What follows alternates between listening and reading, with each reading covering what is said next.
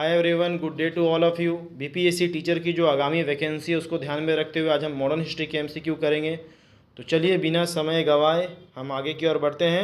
गांधी जी को महात्मा की उपाधि किसने दी? आप लोग को पता ही है कि गांधी जी भारत में दक्षिण अफ्रीका से आए थे 9 जनवरी 1915 को। इसलिए 9 जनवरी को तो एनआरआई डे मनाया जाता है। उनका जो प्रथम सत्याग्रह हुआ था, ये आंदोलन हुआ था, वो 1917 का चंपारण सत्याग्रह हुआ था। तो चंपारण सत्याग्रह के लिए गांधी जी को लेकर के गए थे राजकुमार शुक्ल। वहाँ 3 कठिया पत्ती चलती थी, जिसमें किसानों को उनकी भूमि के कुछ हिस्से पर नील की खेती करनी पड़ती थी। उतना प्रॉफिट भी उन्हें नहीं होता था। प्रॉफिट होता किसको था? तो अंग्रेज़ों को होता था। साथ ही साथ नील की खेती जहाँ भी की जाती है वहाँ की भूमि बंजर हो जाती है, फिर किसानों को टैक्स भी ज़्यादा देना पड़ता था। इसी सब को ध्यान में रखते हुए गांधी जी ने वहाँ सत्याग्रह किया चंपारण में 1917 में, जो कि सफल हुआ। इसकी सफलता के उपरांत रविन्द्रनाथ टैगोर ने गांधी जी को महात्मा की उपाधि दी। तो इसका सही उत्तर क्या हुआ? Option A Rabindranath Tagore. Option B में जो सुभाष चंद्र बोस हैं उन्होंने महात्मा गांधी को राष्ट्रपिता की संज्ञा दी थी। और ऑप्शन डी जो राजकुमार शुक्ल है वो तो आपको पता ही है कि वो चंपारण सत्याग्रह के लिए चंपारण गांधी जी को लेकर के गए थे। नेक्स्ट है खेड़ा आंदोलन कब हुआ? ऑप्शन है 1917, 1918, 1919, 1920। तो अभी आपने पढ़ा कि 1917 में तो चंपारण सत्याग्रह हुआ जो सफल हुआ। उसके बाद गांधी जी 1918 में खेड़ा नामक जगह में गए जो कि गुजरात में पड़ता है। तो खेड़ा सत्याग्रह गुजरात के खेड़ा जिले में किसानों का अंग्रेज सरकार के कर वसूली के विरुद्ध एक सत्याग्रह था, क्योंकि किसानों को पिछले साल से ज़्यादा फसल हुई नहीं थी। तो जितना लगान देना था उतना तो उनकी फसल हुई थी, तो खाते क्या क्या पीते। तो इसलिए वो कर देने के खिलाफ विरोध में थे और गांधी जी को लेकर गए। गांधी जी ने यहाँ पर भी सत्याग्रह किया और खेड़ा आंदोलन भी सफल हुआ। तो खेड़ा आंदोलन कब हुआ? 1918 में हुआ। नेक्स्ट है कांग्रेस के किस अधिवेशन की अध्यक्षता गांधी जी ने की थी? इसका सही उत्तर है बेलगांव अधिवेशन 1924। बेलगांव अधिवेशन महात्मा गांधी की अध्यक्षता वाला एकमात्र कांग्रेस अधिवेशन था। सवाल इसे घुमाकर ये पूछ सकता है कि कांग्रेस के कैवें अधिवेशन की अध्यक्षता गांधी जी ने की थी? ज़रा इसे समझिए। 1885 में कांग्रेस की स्थापना की थी ए ओ ह्यूम ने। 1885 में ही कांग्रेस के पहले अधिवेशन हुआ था जो कि बम्बई में हुआ था। आज भले नाम मुंबई है, बम्बई में हुआ था। तो अब 1885 से 1900 तक जोड़िए, 1885 को इंक्लूड कीजिएगा तो टोटल 16, और फिर 1924 तक 24 जोड़िए, 24 और 16 40। तो बेलगाम अधिवेशन 1924 कांग्रेस का 40वां अधिवेशन था।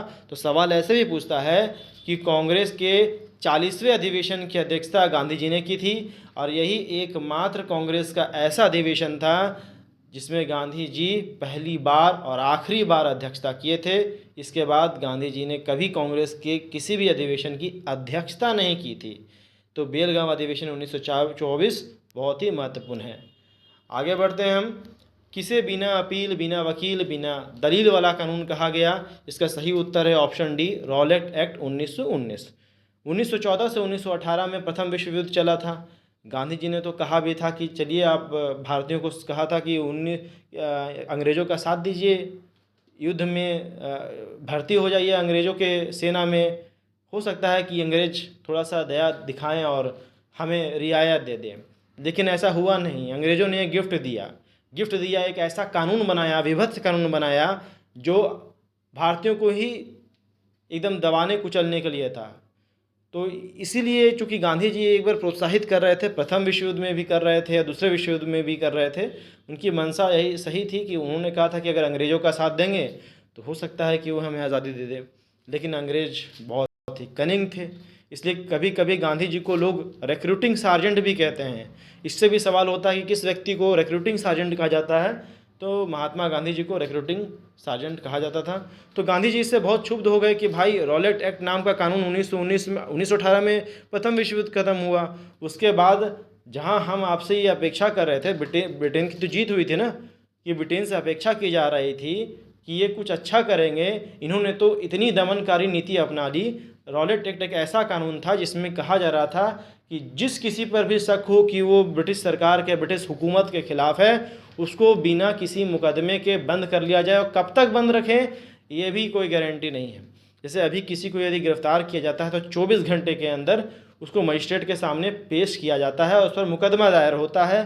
तब फिर वो वकील रखता है, फिर दलील देता है, फिर दोष सिद्धि होती है, सब कोर्ट का मामला होता है। लेकिन इसमें क्या कहा गया कि हम गिरफ्तार भी कर लेंगे और हम उसको मुकदमा भी दायर नहीं करेंगे। तो जब मुकदमा ही दायर नहीं होगा तो अब अपील कहाँ कीजिएगा, और अपील करने के लिए वकील कहाँ से रखिएगा। तो इसी को गांधी जी ने काला कानून भी कहा था। तो किसे बिना अपील, बिना वकील, बिना दलील वाला कानून कहा गया? रॉलेट एक्ट 1919 को बिना अपील, बिना वकील, बिना दलील वाला कानून कहा गया, और काला कानून भी इसी को कहा गया। नेक्स्ट है, जलियांवाला बाग हत्याकांड के समय भारत का वायसराय कौन था? जलियांवाला बाग का भी मुख्य कारण क्या था? रॉलेट एक्ट का विरोध करना। रॉलेट एक्ट का तो पूरे भारत में ही विरोध हो रहा था, क्योंकि ये तो एक काला कानून था जो भारतीयों को दमन करने के लिए, कुचलने के लिए था, ताकि कोई सिर नहीं उठाए ब्रिटिश हुकूमत के सामने। तो अमृतसर में जलियांवाला बाग था। तो अमृतसर में कई नेता जो थे इसके विरोध कर रहे थे। प्रमुख नेता जो डॉक्टर सत्यपाल कह लीजिए और डॉक्टर सैफुद्दीन किचलू कह लीजिए, उनको भी गिरफ्तार कर लिया गया। उससे पहले गांधी जी को भी गिरफ्तार कर लिया गया। तो 13 अप्रैल 1919 की वो शाम थी। पंजाब में बैसाखी मनाया जाता है। तो कई बच्चे जलियांवाला बाग में इकट्ठा, बच्चे हुए, औरतें हुए, बूढ़े हुए, पुरुष हुए, वो सब, मेला भी लगा हुआ था, सभाएं भी चल रही थी, रॉलेट एक्ट के खिलाफ विद्रोह में भाषण भी दिया जा रहा था, लेकिन मार्शल लॉ भी लागू था। तो कितनों को पता रहता है, बताइए, आज ही के डेट में जब कोरोना होता है, तो ये जानते हुए भी कि कोरोना है, ख़तरनाक है, आज नहीं, मैं 1 साल पहले की बात कर रहा हूँ, तब भी कितने पुलिस को तैनात किया जाता था। तो यहाँ पर तो आज़ादी के नाम पर तो कोई भी भारतीय जाएगा ही, और ये कोई विरोध प्रदर्शन कोई हिंसात्मक तो नहीं था। मेला भी लगा हुआ था, खा रहे थे लोग, पी रहे थे, टहल रहे थे, विरोध सभाएं भी चल रही थी। उस समय पंजाब का जो लेफ्टिनेंट जनरल था, या गवर्नर कह लीजिए, वो था जनरल ओ डायर। ध्यान से सुनिएगा, क्या था? General O Dyer. General O Dyer ने एक व्यक्ति को भेजा जिसका नाम था जनरल आर डायर।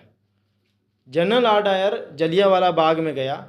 उस समय जलियांवाला बाग जो था वो अमृतसर के में जो स्वर्ण मंदिर है उसके पास ही था, और उसमें एग्ज़िट करने का और एंट्री करने का एक ही रास्ता था। उस रास्ते पर आके खड़े हो गए। हज़ारों लोग हैं वहाँ पर, खेल रहे हैं, कूद रहे हैं, सभा हो रही है, विरोध प्रदर्शन भी हो रहा है, मेला भी लगा हुआ है। अंधाधुंध गोलियाँ चला दी और इसमें कई लोग मारे गए, हज़ारों लोग मारे गए। लेकिन सरकारी आंकड़ा, जब हंटर कमीशन इसमें लाया गया, हंटर कमेटी गठित की गई, तो उन्होंने तो बहुत कम लोगों को, यानी लगभग 300-400 के आसपास लोगों को दिखाया कि मरे हैं, लेकिन वास्तविक संख्या 1500 से 2000 थी जो लोग मरे थे। तो यहाँ सवाल क्या है, मैंने पूरी कहानी आपको बता दी। जलियांवाला बाग हत्याकांड के समय भारत का वायसराय कौन था? तो ध्यान रखिएगा, भारत का वायसराय था लॉर्ड चेम्सफोर्ड। जलियांवाला बाग अमृतसर में पड़ता है, अमृतसर पंजाब का हिस्सा है, तो पंजाब का गवर्नर कौन था? General O Dyer. गोली किसने चलाई थी? General R Dyer. इसी मेले में एक बच्चा था जिसे आप उधम सिंह के नाम से जानते हैं, जो बाद में इस घटना से इतना क्षुब्ध हो गए थे कि जनरल आर डायर की हत्या करने के लिए लंदन भी गए। लेकिन उससे पहले ही जनरल आर डायर मर चुका था, तो इन्होंने जनरल ओ डायर की हत्या कर दी थी। तो बिल्कुल सही है, राज्यपाल है, बिना राज्यपाल के परमिशन से आगे कोई गोली चला देगा? तो राज्यपाल जो जनरल ओ डायर था वो भी उतना ही दोषी था, और उधम सिंह ने जनरल ओ डायर की हत्या की थी, जिसके लिए उन्हें फांसी हो गई थी। अब समझ गए? 3 चीज़ याद रखिए। जलियांवाला बाग हत्याकांड 13 अप्रैल 1919 बैसाखी के दिन अमृतसर में हुई थी। उस समय भारत के वायसराय लॉर्ड चेम्सफोर्ड थे, पंजाब के गवर्नर जनरल ओ डायर थे, गोली चलाई थी जनरल आर डायर ने। नेक्स्ट क्वेश्चन आगे बढ़ते हैं। किस व्यक्ति ने ब्रिटिश सरकार को कैसर हिंद पुरस्कार लौटा दिया? तो जलियांवाला बाग हत्याकांड से क्षुब्ध होकर गांधी जी ने कैसर हिंद पुरस्कार लौटा दिया, क्योंकि ये उन्हीं को अंग्रेज सरकार के द्वारा दिया गया था, और रविन्द्रनाथ टैगोर ने नाइटहुड की उपाधि लौटा दी थी। नेक्स्ट क्वेश्चन है, किस स्थान से सविनय अवज्ञा आंदोलन शुरू हुआ? ऑप्शन है साबरमती, दांडी, धरासना या खेड़ा। सविनय अवज्ञा आंदोलन का प्रथम स्टेप ही था नमक सत्याग्रह, जिसे आप दांडी मार्च के नाम से भी जानते हैं। यानी पहला स्टेप जो नमक सत्याग्रह था, ये सविनय अवज्ञा आंदोलन का ही एक पार्ट था, एक हिस्सा था, शुरुआती हिस्सा। जो दांडी यात्रा थी वो साबरमती आश्रम से दांडी तक चली थी, जो लगभग 240 मील की थी। इसमें गांधी जी को के साथ टोटल 78 लोग थे। ये भी सवाल पूछा जाता है। इसका उद्देश्य था कि नमक पर जो ब्रिटिश सरकार ने, ब्रिटिश हुकूमत ने जो टैक्स लगाया था, उससे उनकी जीडीपी में भी बहुत ग्रोथ होता है, और नमक जैसी चीज़ जो हर व्यक्ति के खाने में होती ही होती है, उस पर टैक्स किस बात का। नमक तो भाई ऐसे ही आप समुद्र में चले जाइए, उसके पानी को हटाइए, उसमें नमक निकल जाएगा, सुखा दीजिए पानी को। तो इस बेसिक चीज़ पर जिससे हर भारतीय जुड़ा हुआ है, उस पर टैक्स कहेगा। तो इसीलिए जो सवाल है कि किस स्थान से सविनय अवज्ञा आंदोलन की शुरुआत हुई, साबरमती इसका सही उत्तर है। साबरमती आश्रम जो कि गुजरात के अहमदाबाद में था, इस स्थान से 240 मील दूर दांडी तक की यात्रा गांधी जी ने 78 अनुयायियों के साथ, जिसमें गांधी जी इंक्लूड थे, इसको शुरुआत किया था। याद कर लीजिएगा, दांडी मार्च भी बोलते हैं।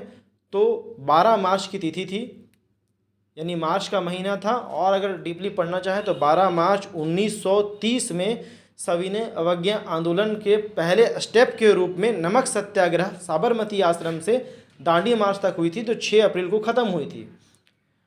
आप इमेज में भी देख रहे हैं, ये सभी लोग जो चरखा से सूत कटा हुआ था, और सभी लोग सफ़ेद ड्रेस पहने हुए थे।